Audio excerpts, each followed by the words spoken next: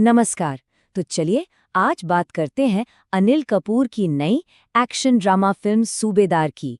देखिए ये फिल्म ना बॉलीवुड के एक बहुत पुराने एक क्लासिक फॉर्मूले को एक बिल्कुल ही नए अंदाज में वापस लाती है। और सच कहूं तो यही बात इसे बहुत खास बना देती है। तो आइए देखते हैं कि आखिर इसमें ऐसा क्या है। याद है बॉलीवुड का वो दौर 80s 90s का एंग्री यंग मैन का दौर। एक ऐसा हीरो जो अकेले ही पूरे के पूरे सिस्टम से भिड़ जाता था। सूबेदार भी कुछ कुछ उसी दौर की याद दिलाती है, लेकिन एक बहुत ही दिलचस्प मोड़ के साथ। इस बार हीरो कोई एंग्री यंग मैन नहीं है, बल्कि एक एंग्री ओल्ड मैन है।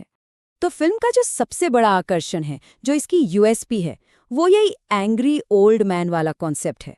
चलिए अब थोड़ा और गहराई से समझते हैं कि ये कहानी को कैसे आगे बढ़ाता है और क्या चीज़ इसे इतना खास बनाती है।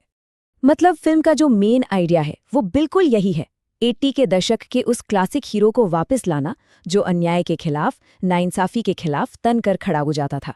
फर्क बस इतना है कि यहाँ कोई एंग्री यंग मैन नहीं, बल्कि एक एंग्री ओल्ड मैन है, और वो किरदार है अनिल कपूर, जिन्होंने इसे पूरी शिद्दत से निभाया है।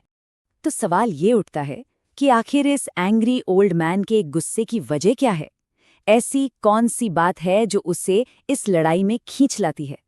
चलिए अब फिल्म की कहानी पर एक नजर डालते हैं। तो फिल्म के हीरो हैं सूबेदार अर्जुन मौर्य, एक रिटायर्ड फौजी। सोचिए, सालों तक देश की सरहदों की हिफाजत करने के बाद वो मध्य प्रदेश में अपने छोटे से कस्बे में एक सुकून की जिंदगी बिताने के लिए लौटते हैं।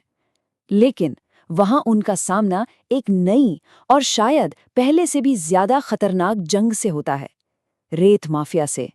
तो होता यह है कि कहानी की शुरुआत होती है उनकी घर वापसी से।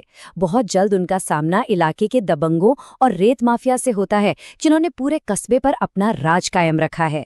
लेकिन कहानी में असली मोड़ तब आता है जब एक गुंडा उनकी जिप्सी कार की बेइज्जती करता है। अब ये कोई मामूली कार नहीं थी, ये उनकी गुजर चुकी पत्नी की आखिरी निशानी थी। बस यही एक घटना सूबेदार के अंदर सोए हुए फौजी को फिर से जगा देती है, और फिर शुरू होती है अन्याय के खिलाफ एक खुली जंग। कहानी का सेटअप तो काफी दमदार लग रहा है ना? लेकिन सवाल ये है कि क्या फिल्म की मेकिंग भी उतनी ही असरदार है? तो चलिए अब बात करते हैं इसके डायरेक्शन और सिनेमेटोग्राफी की।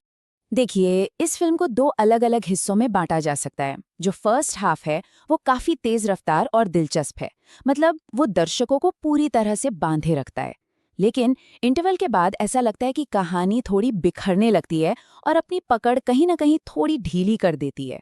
पर हाँ, इन कमियों के बावजूद डायरेक्टर सुरेश त्रिवेदी का काम तारीफ के लायक है। पता है उन्होंने क्या किया? उन्होंने मेन स्ट्रीम सिनेमा के जो मसालेदार एलिमेंट्स होते हैं उन्हें एक बहुत ही असली और रॉ, मतलब एक छोटे शहर के माहौल में बड़ी खूबसूरती से सेट किया है। सिनेमैटोग्राफी भी काफी स्टाइलिश है और कुछ टॉप एंगल शॉट्स तो फिल्म में तनाव को बहुत अच्छे से बनाए लगते हैं। लेकिन देखिए, किसी भी फिल्म की असली जान तो उसके कलाकार ही होते हैं। तो अब देखते हैं कि सूबेदार में किस एक्टर ने कैसा काम किया है। तो परफॉर्मेंस की बात करें तो अनिल कपूर वो इस फिल्म की जान है। उनका गुस्सा, उनका एक्शन सच में स्क्रीन पर आग लगा देता है। विलेन के रोल में आदित्य रावल भी काफी खतरनाक और असरदार लगे हैं, और राधिका मदान ने भी अपने किरदार के साथ पूरा न्याय किया है। बहुत शानदार काम है। हाँ, मोना सिंह का जो किरदार है वो थोड़ा और बेहतर लिखा जा सकता था, उसमें थोड़ी गहराई की कमी महसूस होती है। और हाँ, एक बात और, फिल्म में एक जबरदस्त सरप्राइज कैमियो भी है जो दर्शकों को सच में चौंका देगा। अब वो राज क्या है ये तो हम नहीं बताएंगे, उसके लिए तो फिल्म देखनी पड़ेगी। तो इन सब बातों को ध्यान में रखते हुए अब आते हैं सबसे बड़े सवाल पर। क्या ये फिल्म देखने लायक है? क्या इसे अपनी वॉचलिस्ट में शामिल करना चाहिए? देखिए, ये फैसला तो आखिरकार हर किसी का अपना ही होता है। तो चलिए इस सवाल का जवाब ढूंढने में थोड़ी मदद करते हैं और समझने की कोशिश करते हैं कि ये फिल्म असल में किन लोगों को ज्यादा पसंद आएगी। तो देखिए, अगर एक्शन और ड्रामा का तड़का पसंद है, अगर वो पुराने स्टाइल के हीरो पसंद आते हैं जो अकेले ही सिस्टम से भिड़ जाते थे, और सबसे बढ़कर अगर अनिल कपूर के दमदार परफॉर्मेंस के फैन हैं, तो हाँ, ये मसाला एंटरटेनर फिल्म यकीनन पसंद आएगी। तो निचोड़ यही है कि हो सकता है कहानी थोड़ी साधारण लगे, बहुत नई न लगे, लेकिन सिर्फ और सिर्फ अनिल कपूर की दमदार परफॉर्मेंस के लिए ये फिल्म देखी जा सकती है। सच कहूं तो वो अकेले ही पूरी फिल्म को अपने कंधों पर उठाकर ले गए हैं। और आखिर में एक दिलचस्प सवाल के साथ आपको छोड़ जाते हैं।